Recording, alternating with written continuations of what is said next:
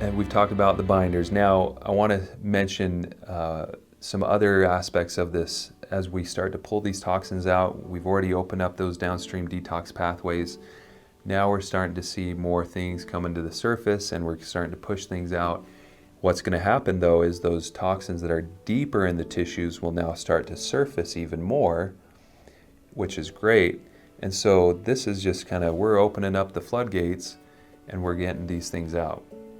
Now, for some people, this can be a process where it's not necessarily going to be a weeks or even a months. I mean, there's some people where it can take years to truly detox everything, especially that after that second phase. As we kind of go through that, we're going to get into what we call the brain phase. And this is where a lot of power can happen, a lot of magic can happen in a sense, where the body is starting to release toxins that are found in the brain.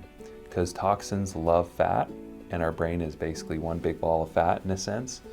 And there's an affinity for some of those toxins to just go and hang out in the brain. And this means that's going to affect, our children, affect us. I mean, it can affect everyone. And I know this is primarily for children with autism and families that have children with autism, but I know parents, I know this means this could be affecting you too. And I'm going to talk a little bit more about this in a second, which is what I call generational toxicity. So I want to give you some tidbits as well, which can be helpful to understand, and especially if you found yourself in a predicament where maybe you're in a point where you have some resistance to lose weight. Maybe your hormones feel like they're off. Maybe your energy is low and you're crashing. Maybe you feel older than you really are and you're not able to function as well as you want to. Maybe there is a history of Alzheimer's or dementia. Well, guess what? A lot of this can be connected to toxicity as well, not just autism. So making sure that you're aware of this can be really powerful for you too, because those toxins, they'll go and they'll hang out in areas of the brain. One is, a couple in particular called the hypothalamus and the pituitary gland, and I'll explain what that is. The hypothalamus is the master hormone center of the body. So it's the area in our brain that actually is, in a sense, directing and calling all the shots as far as hormone production. It'll start up here, then it sends a signal to the pituitary gland right below it, and then the pituitary gland will then send hormones to the body, such as the thyroid, such as the adrenal glands, such as the male hormones and female hormones. So individuals that maybe have trouble with infertility, this could also be stemming all the way from upstream in the brain. Also, the pituitary will send signals to the growth hormone, which helps our body repair and be able to recover from injury or just heal faster.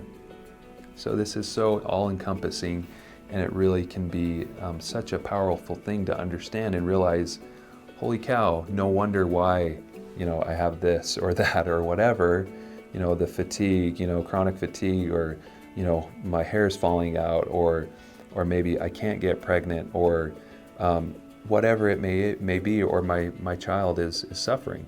So with the brain phase, there's some additional strategies that we use in getting some of these supplements that we'll use to scour the brain, pull it out, crosses the blood-brain barrier, brings it out again, takes it and delivers it to the catcher mitt, and then we can get it out. So this is a cycle that we process through, and it goes, over months and years, is kind of like what I was saying, to be truthfully transparent, because I don't want anyone to have any, idea that, oh great, if I just do this for a month or 2 months, I'm going to be good. Of course, that'll be great to start on that path, but it definitely is going to require some persistence, some longevity in being on, staying focused with this process.